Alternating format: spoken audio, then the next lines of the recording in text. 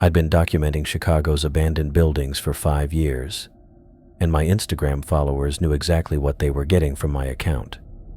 Clean architectural shots, historical context in the captions, maybe some commentary about urban decay or preservation efforts.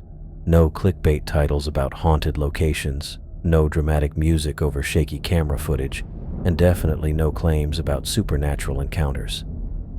That garbage was for teenagers trying to go viral, not serious urban explorers.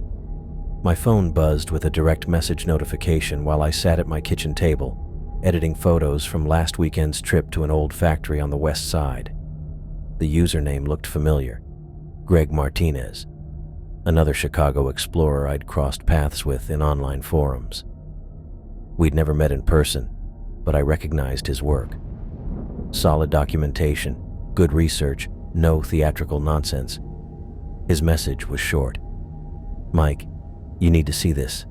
Happened 2 days ago at Woodlawn Elementary. I'm not making this up." Below the text sat a video file attachment, 23 minutes long. I clicked play, expecting another exploration walkthrough. Greg's voice came through my laptop speakers, explaining his approach to the building. Standard stuff. He'd done his homework on the location.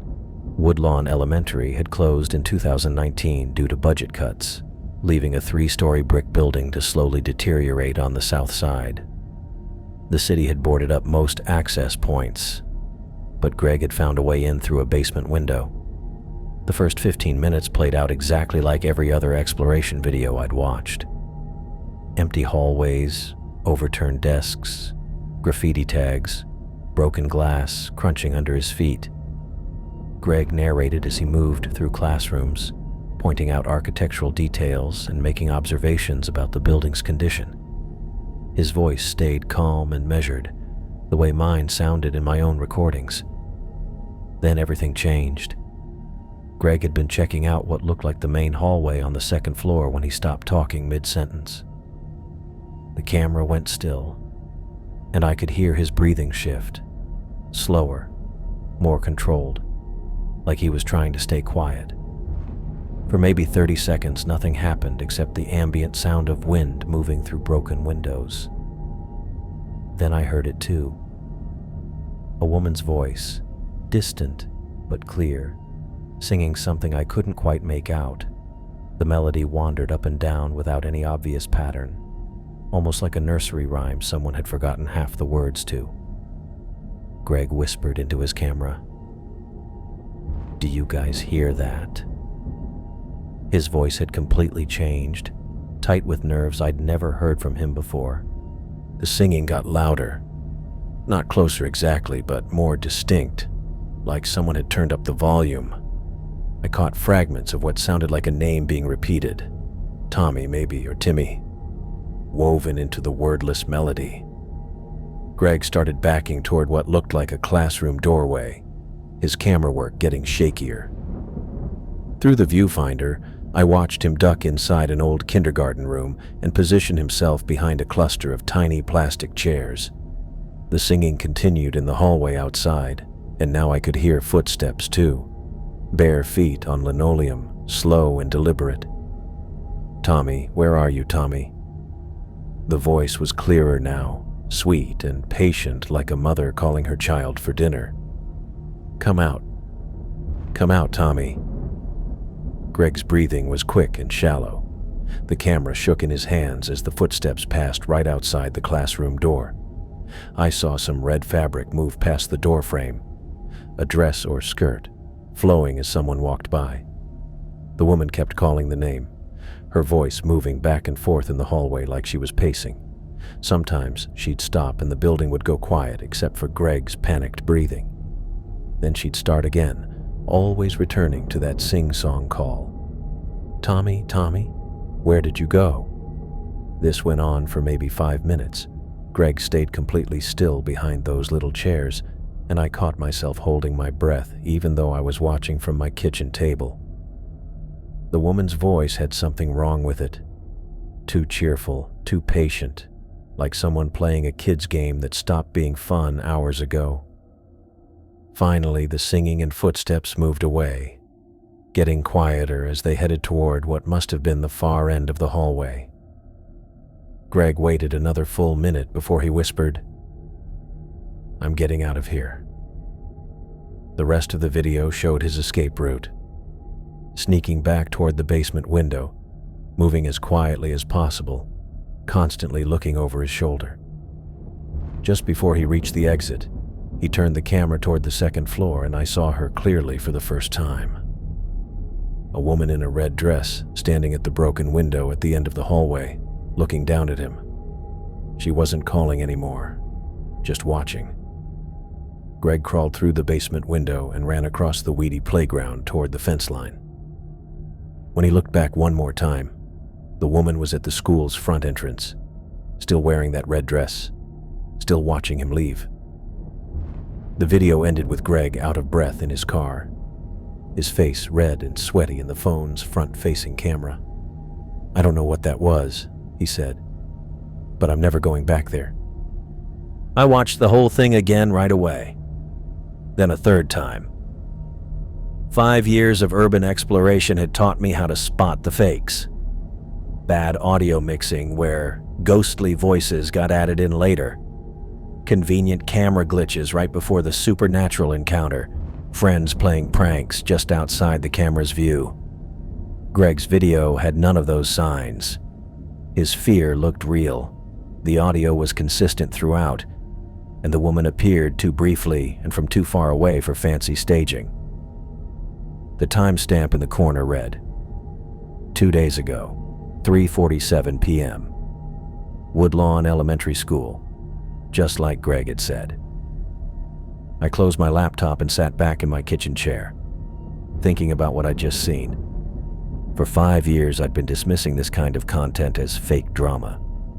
Every urban explorer had stories about strange encounters, and I'd always had logical explanations ready. Homeless people looking for shelter, other explorers messing around, weird sounds from old building acoustics. But Greg wasn't some rookie trying to get famous online. His other videos showed the same careful approach I used, the same respect for the places and their history. He'd never posted anything supernatural before, never tried to create fake scares for views. And that woman's voice, I couldn't get it out of my head. The way she'd called that name over and over, patient and sweet and totally wrong for an abandoned building in the middle of the afternoon. I opened my laptop again and started researching Woodlawn Elementary School. I woke up with my laptop still open on the kitchen table, the screen displaying a Google search for Woodlawn Elementary School, Chicago. The coffee I'd made while watching Greg's video had gone cold, a brown ring staining the bottom of the mug. My neck ached from falling asleep in the chair, but my mind was already racing with questions I needed answered. The school's official closure had been covered extensively by local news outlets. Budget cuts forced the Chicago public school system to consolidate several underperforming elementary schools in 2019, leaving Woodlawn empty, along with dozens of other buildings across the city. The articles painted a familiar picture, another piece of Chicago's educational infrastructure abandoned to decay, while administrators shuffled resources elsewhere. What caught my attention were the follow-up stories from neighborhood blogs and community forums. Residents had complained about break-ins and vandalism within months of the closure. Someone had set small fires in several classrooms during the winter of 2020. Drug paraphernalia turned up regularly in the playground area. The usual progression for any abandoned building in an economically struggling neighborhood. I pulled up Google Street View and typed in the address Greg had mentioned in his video. The 3-story brick structure looked exactly like the building I'd seen in his footage.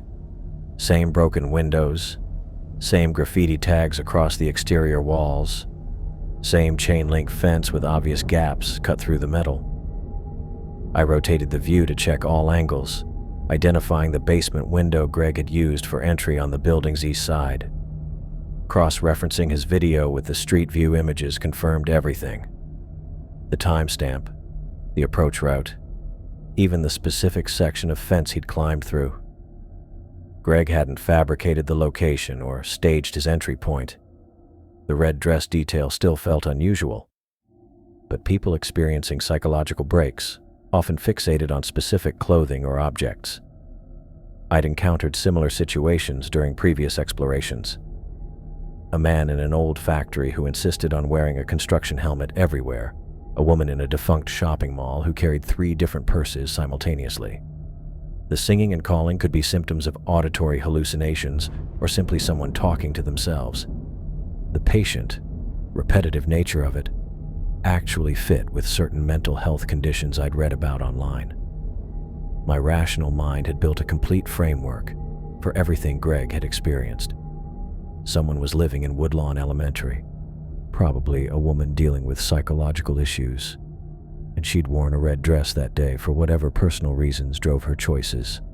Greg had stumbled into her space and witnessed behavior that seemed supernatural only because he lacked context. Something made me want to see the place myself. Maybe professional curiosity, maybe the need to prove my theory correct. I'd been documenting abandoned Chicago buildings for 5 years, and this would be just another location with another story of urban decay and human displacement. I decided to visit during afternoon hours when visibility would be optimal and any potential occupants might be away from the building. Safety protocols demanded careful preparation, so I gathered my standard exploration kit from the closet. Heavy-duty LED flashlight with enough lumens to illuminate large spaces, backup batteries in waterproof cases, 2 protein bars, and a full water bottle in case the exploration took longer than expected. Basic first aid supplies including bandages, antiseptic wipes, and pain medication. My phone with a portable battery pack to ensure communication capability throughout the visit. I also grabbed my backup camera, a compact digital model I used for documentation when my phone wasn't sufficient. If I encountered anything worth recording, I wanted reliable equipment. Before leaving my apartment, I sent a text message to David. Exploring Woodlawn Elementary on South Side today. Should be back by 6 p.m. Call police if you don't hear from me. David had gotten used to these safety check-ins over the years, though he still worried about my hobby. At least this way, someone would know where to look if something went wrong. The drive south took me through neighborhoods I rarely visited, past blocks of houses with boarded windows and empty lots, where buildings had been demolished years ago. Traffic moved slowly through construction zones and around double-parked cars, stretching what should have been a 30-minute trip into 40 minutes of stop-and-go progress. When I finally reached the address, I parked across the street from Woodlawn Elementary and got my first real look at the building that had featured in Greg's unsettling video. I sat in my car for several minutes, looking at the building that had bothered Greg enough to share that video. The 3-story brick building looked way worse than the research photos showed. Every floor had multiple broken windows, some with jagged glass still hanging in the frames, others completely empty. Graffiti covered the walls in layers, gang tags, random scrawls, and what looked like political statements spray-painted over each other until you could barely see the original brick color. The chain-link fence around the property showed signs of frequent trespassing. I counted at least 4 obvious gaps where people had cut through the metal, leaving bent sections that could be pulled aside easily. One opening near the main entrance was large enough to drive a motorcycle through. The city had made a token effort to secure the building, but they'd given up maintaining it long ago.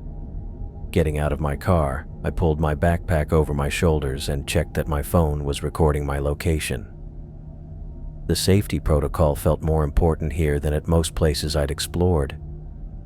Something about how remote the building was and the obvious signs of regular activity made me more careful than usual. I walked along the fence, looking for the best way in. Greg had used a basement window on the east side, but I wanted to avoid following his exact route. On the building's west side, I found what I needed, a ground floor window where the entire frame had been removed, leaving a rectangular opening that looked like a doorway. No climbing required, no broken glass to deal with, Someone had even placed a concrete block beneath the opening to make entry easier. The smell hit me before I'd fully stepped inside. Mold, decay, and something else I couldn't identify but didn't want to think about too hard. I pulled out my flashlight and shined it across what had once been a first-grade classroom. Tiny desks were overturned and scattered across the floor, their metal legs twisted at odd angles. Papers littered the ground, bleached white by years of sunlight coming through broken windows. An alphabet poster hung from one corner, the rest torn away and crumpled in the corner. I started my methodical documentation, moving from room to room along the first-floor hallway. Each classroom showed the same signs of abandonment and neglect. Broken glass crunched under my boots, beer bottles mostly, along with scattered drug paraphernalia that showed this place had regular visitors. Needle caps, burnt spoons, small plastic bags that had once held substances I didn't want to handle even accidentally. The hallways were worse than the classrooms. Someone had kicked holes in several walls, showing the wooden frame beneath the plaster. Water damage had left dark stains across the ceiling tiles, and in some areas, the tiles had fallen completely, revealing pipes and electrical conduits above. My footsteps sounded different in each section as I moved deeper into the building. In what had been the cafeteria, I found evidence of small fires. Charred circles on the linoleum where people had burned debris for warmth, with smoke stains going up the walls. Empty food cans were scattered around the burn marks, along with more bottles and the inevitable drug supplies. The commercial kitchen area was stripped bare.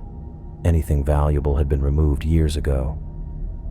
When I reached the library, I expected to find more of the same destruction. Instead, I stopped in the doorway, surprised by what my flashlight showed. Someone had set up a neat living area here, not the chaotic mess I'd seen in other abandoned buildings. Blankets were folded neatly in one corner, making a makeshift bed that looked deliberately arranged. Empty food containers sat in a precise line along the wall. Soup cans, cereal boxes, water bottles, all clean and organized. The floor around the sleeping area had been swept clear of debris. Against the far wall, someone had stacked children's books with careful attention to size and order. Picture books on the bottom, chapter books on top, all spine out like a real library display.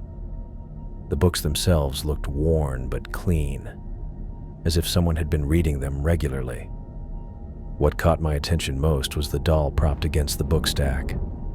Blonde hair hung in tangled knots around a plastic face with bright blue eyes, but the doll's blue dress was surprisingly clean. No stains, no tears except for a small rip near the hem that looked accidental. Someone had positioned the doll carefully, leaning it against the books at just the right angle to look comfortable. I took several photos of the setup, trying to capture the strange contrast between the building's overall decay and this pocket of organization. The arrangement felt intentional, almost like someone really cared about how things were placed. This wasn't typical homeless living, where people grabbed whatever shelter they could find and left a mess behind. Someone was living here long-term and had made their own little home. Moving closer to look at the books, I noticed they were all elementary-level reading. No adult novels or magazines, just children's stories about talking animals and fairy tale adventures. Several looked like they might have been left behind when the school closed, but others were in too good condition to have sat here for 3 years. Someone had been collecting them. The food containers told a similar story. The labels showed purchase dates within the last few months, and the variety suggested regular shopping trips rather than scavenging. Soup, crackers, canned fruit, granola bars, all things that could be eaten without cooking, but provided decent nutrition. Whoever was living here had resources and planning skills. I checked the rest of the library carefully, looking for more personal items that might tell me about the person. In a supply closet that still had a working door, I found more signs of someone living here long-term. A small mirror propped on a shelf next to basic toiletries, toothbrush, soap, shampoo bottles that looked recently used, clean towels folded and stacked beside a plastic basin that could be used for washing. Everything pointed toward a single person who'd been here for months, possibly longer. Someone who valued cleanliness and organization, who read children's books and took care of a doll. This didn't match what I expected from the typical homeless people that used abandoned buildings for shelter. Standing in that library, surrounded by the careful arrangements and clean belongings, I started to reconsider my logical explanation for Greg's experience. The woman he'd met might not have been a random person with mental health issues. She might have been someone who'd made this place into her home, someone who had reasons for being here beyond simply needing shelter. The children's books and the doll suggested something else entirely, something that made me less comfortable about continuing my exploration alone. I left the library with more questions than answers, but my curiosity was stronger than my growing worry. The main stairwell creaked as I climbed to the second floor. Each step made noise through the empty building, and I started moving more carefully to keep quiet. The damage up here was worse than what I'd seen below. Big sections of hallway ceiling had fallen down, leaving chunks of plaster and twisted metal all over the floor. Water stains covered the walls in dark patterns from multiple roof leaks over the years. The first classroom I entered looked like someone had trashed it on purpose. Desks were piled in the center of the room, and partly burned, leaving charred wood and melted plastic stuck together in a blackened heap. The walls around the fire showed heat damage, with paint bubbled and peeling in wide circles. Whoever had done this didn't care about airflow. Smoke stains went all the way to the ceiling above the burn site. I went through 3 more classrooms and found similar signs of recent fires.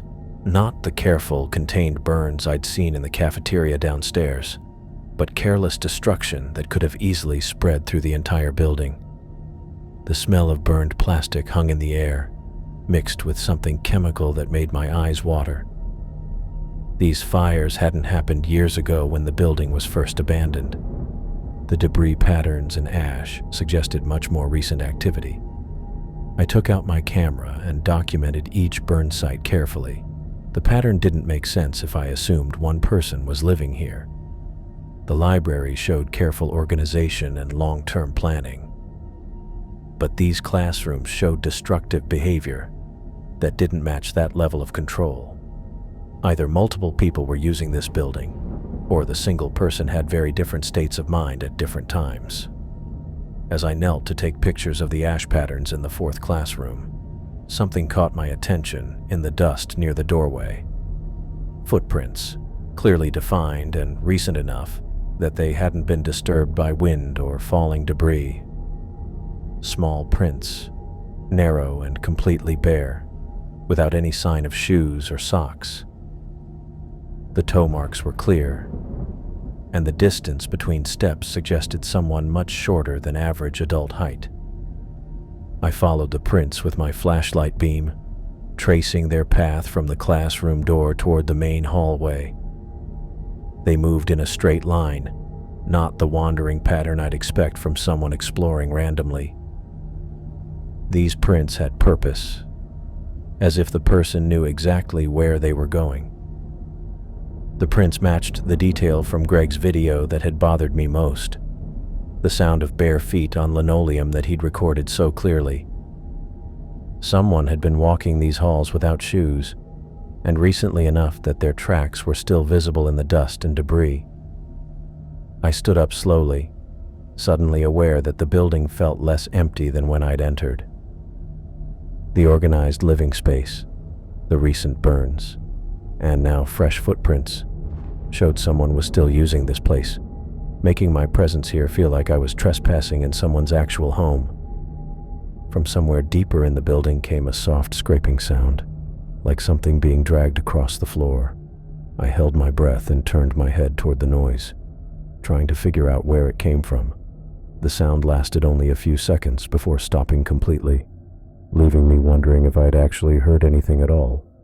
I waited, standing completely still in the doorway of the burned classroom.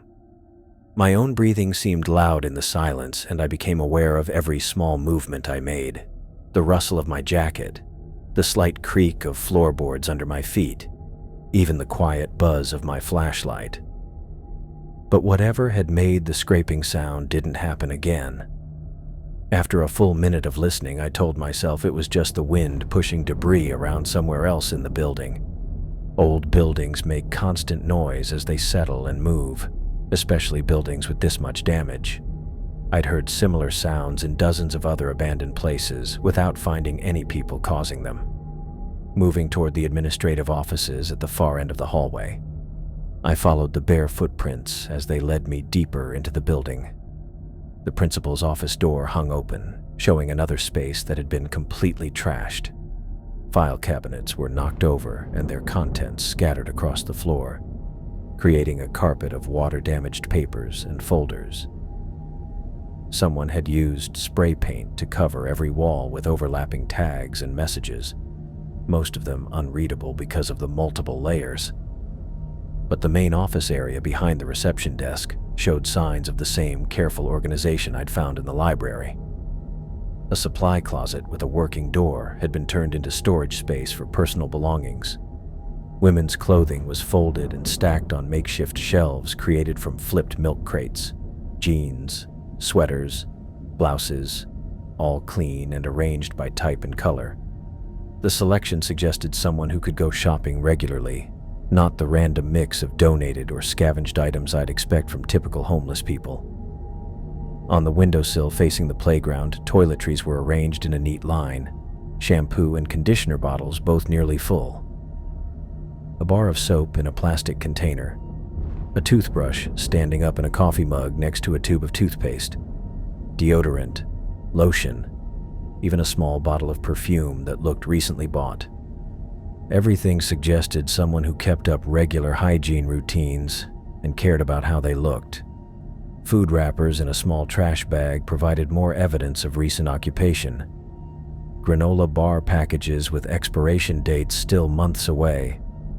Empty soup cans that showed no rust.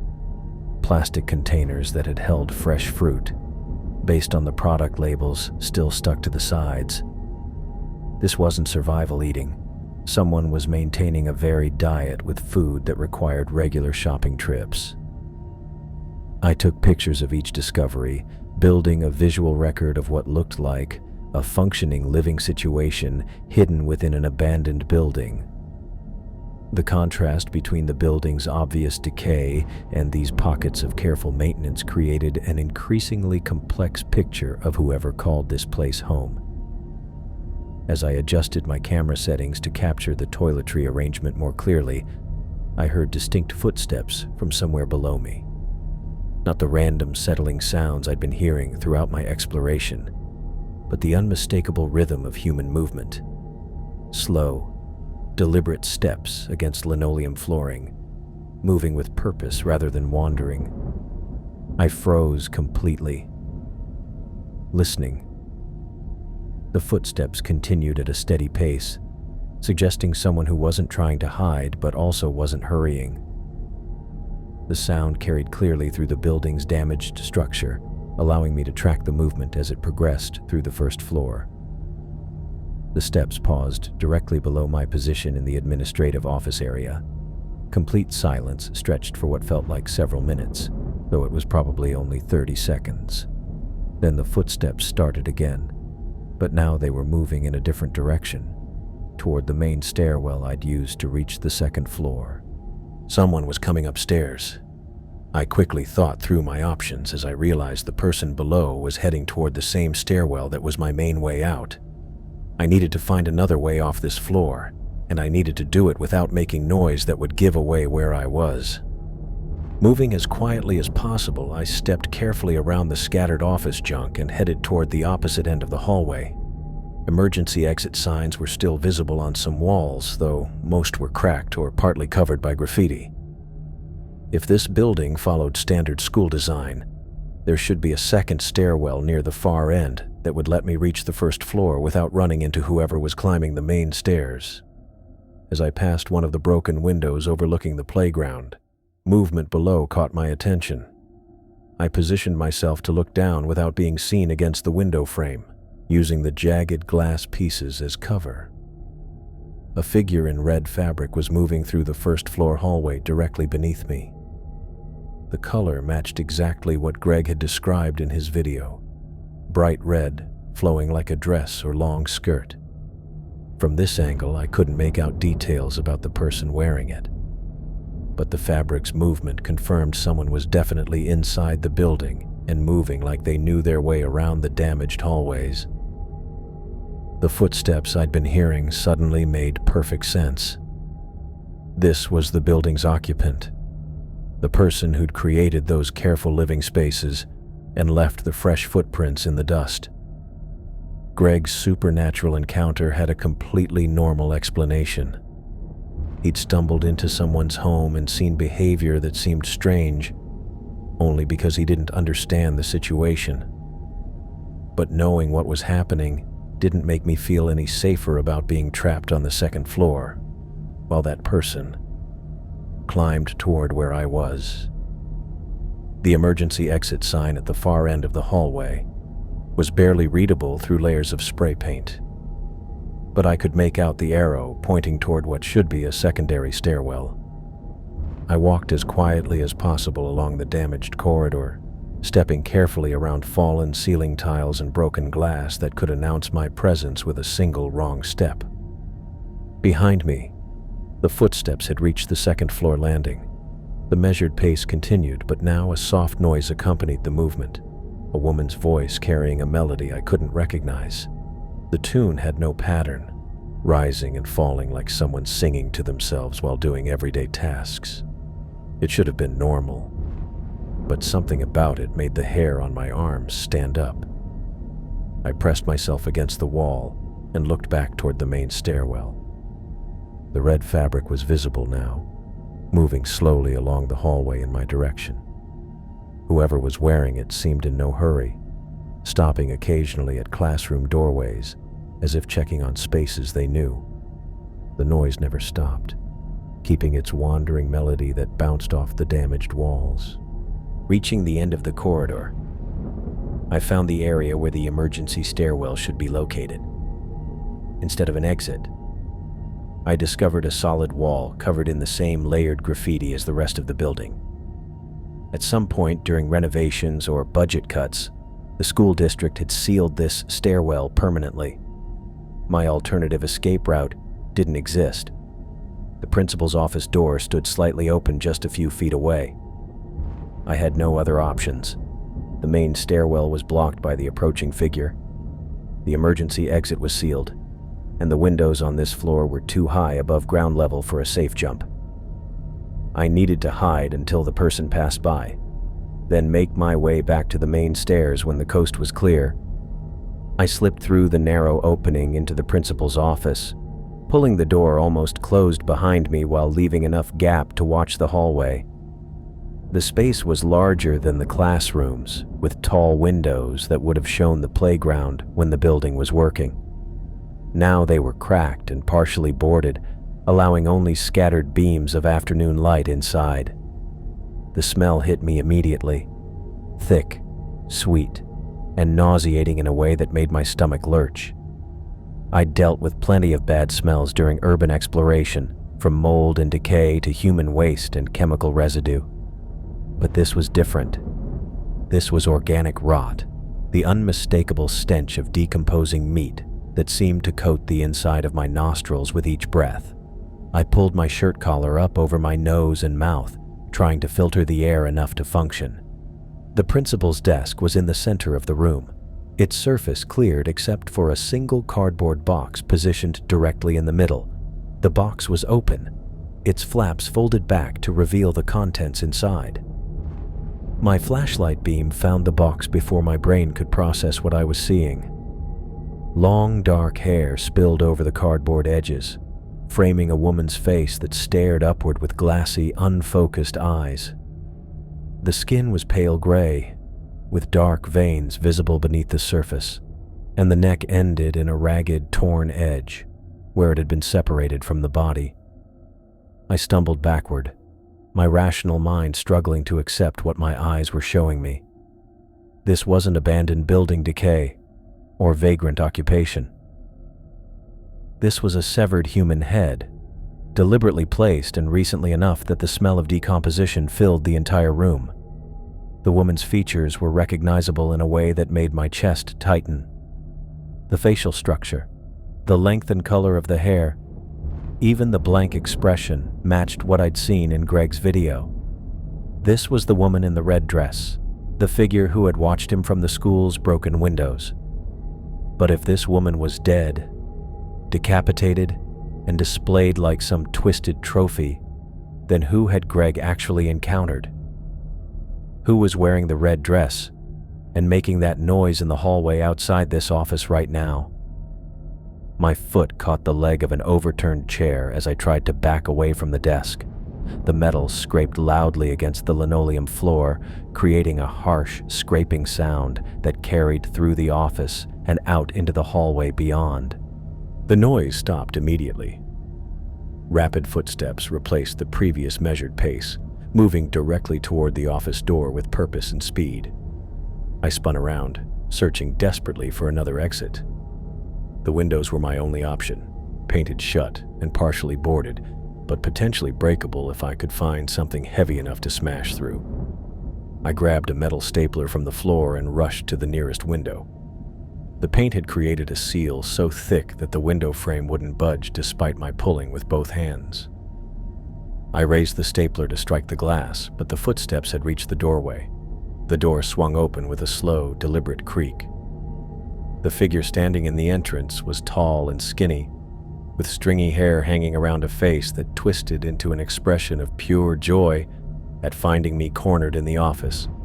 He wore the same red dress I'd seen in Greg's video, the fabric flowing around his bony body like a costume that belonged on someone else entirely.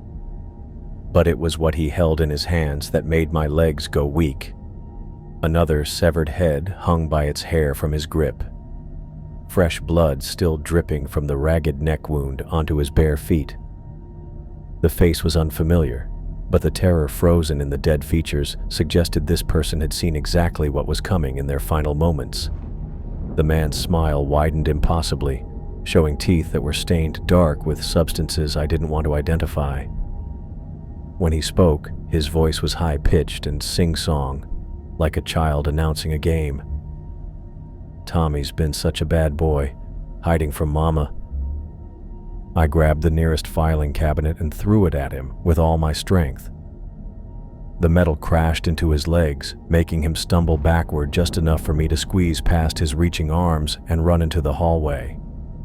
His voice exploded behind me, high-pitched and manic like a kid throwing a tantrum. "Tommy, come back! Mama needs to talk to Tommy!" The words bounced around the damaged walls as I ran toward the main stairwell, my flashlight beam jumping wildly across the floor covered in debris. I hit the stairs and took them 3 at a time, my boots hitting the concrete steps so hard that pain shot up through my knees. Above me, I could hear bare feet slapping against linoleum throughout the stairwell. He was following, moving faster than should be possible for someone wearing a dress and carrying a severed head. The first floor hallway stretched ahead of me, and I ran harder than I had since high school track. My backpack hit my spine with each step. Behind me, his voice kept calling, the words becoming more twisted and frantic as I got further away. I could see the broken window where I'd entered, that rectangular opening that had seemed so handy an hour ago. Now it was the only thing between me and whatever that thing upstairs actually was. I dove through the opening without slowing down, feeling sharp glass edges tear through my jacket sleeves and cut into my hands as I scraped against the frame.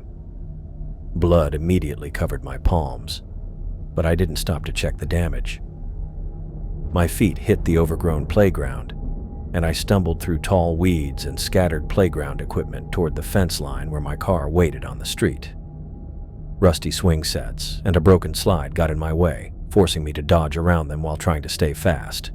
My hands shook so badly that I dropped my keys twice trying to unlock the car door. Blood from the glass cuts made everything slippery, and I wiped my palms on my jeans before finally getting the key into the lock. The engine started on the first try, and I'd never been more thankful for reliable car maintenance. As I put the car in drive, movement caught my attention in the rearview mirror. The figure in the red dress stood in the school's main entrance, exactly where Greg had seen the woman watching him leave. But this wasn't the same careful watching Greg had described. This thing was screaming words I couldn't understand, waving the severed head above his head like some kind of trophy while his voice carried across the empty playground. I pressed the gas and sped down the residential street, taking turns without any plan except getting away from that building. In my rearview mirror, the figure got smaller until the school itself disappeared behind a row of houses. Only then did I let myself check my hands, finding multiple shallow cuts across both palms that would need cleaning but weren't deep enough to need stitches. The drive home happened in a mental fog, where I followed familiar routes without thinking. My brain kept trying to process what I'd seen, going through explanations that made less sense each time. Homeless encampment, mental illness, drug-induced psychosis, someone playing an elaborate prank with movie-quality special effects. But the smell of rot in that office had been real. The filing cabinet I'd thrown had been real. The glass cuts on my hands were definitely real. And somewhere beneath all my logical explanations, a deeper part of my brain knew that I'd run into something that didn't fit into any category I'd previously believed possible. Back in my apartment, I sat at my kitchen table with my laptop open and my phone in my bloody hands. David was at work until evening, so I had hours to figure out how to explain this situation to someone in authority without sounding completely crazy. I called the Chicago Police Department's non-emergency line and waited through 4 minutes of hold music before reaching a desk officer who sounded bored by whatever call he'd handled before mine. "I need to report a possible crime scene at Woodlawn Elementary School on the south side," I said, trying to keep my voice steady and matter-of-fact. The officer asked for my name and contact information, then wanted details about what I'd discovered. I told him about the severed head in the principal's office, describing the condition and location as accurately as possible. When he asked how I'd gotten into the building, I explained that I'd noticed broken windows while driving past and had looked inside out of concern. I didn't mention Greg's video, my urban exploration hobby, or the man in the red dress. The discovery was enough information for the police to investigate. Everything else would only complicate my report and raise questions about my credibility. The officer took down my statement and said detectives would follow up if they needed more information. He thanked me for calling and ended with standard advice about staying away from the location while they processed the scene. After hanging up, I looked at my phone for a few minutes before opening my Instagram account. 5 years of photos, thousands of followers, and hundreds of pictures of every major abandoned building I'd explored in Chicago. My profile bio described me as a Chicago urban explorer and architectural photographer, with links to my other social media accounts. I deleted the entire account without downloading any of the content. Next, I pulled up the online marketplace where I'd bought most of my exploration equipment over the years. My LED flashlights, backup batteries, first aid supplies, cameras, safety gear, and even my solid exploration backpack. Everything went up for sale at prices low enough to ensure quick buyers. The process took 2 hours, and by evening, I'd sold nearly $1,000 worth of equipment to people who messaged me with pickup arrangements for the following week. David came home while I was boxing up the gear for buyers, and he stopped in the doorway of my bedroom looking confused. "What happened to your hands?" he asked, noticing the bandages I'd applied to the glass cuts. "Accident while working on something," I said, sealing another box with packing tape. I'm getting out of the exploration thing." He didn't push for details, probably relieved that I was giving up a hobby that had always worried him. Instead, he helped me carry boxes to the living room and asked if I wanted to order pizza for dinner. That night, I couldn't sleep. I kept thinking about everything that happened at Woodlawn Elementary, the organized living spaces, the careful arrangements of personal belongings, the severed head in the cardboard box, and finally the man in the red dress who had chased me through the building while carrying another head, like a child's toy. For 5 years, I'd treated urban exploration like a research project. I took pictures of run-down buildings to show how economic changes affected communities. I always rolled my eyes at people who claimed to see ghosts or monsters. I thought they just wanted attention and YouTube views. But I was wrong about what might be hiding in abandoned places. Some buildings weren't just empty. Things lived there, things that stayed where normal people wouldn't look. The excitement that kept me exploring for 5 years was completely gone now. I finally understood that some abandoned places had dangers way worse than falling through floors or getting caught by security.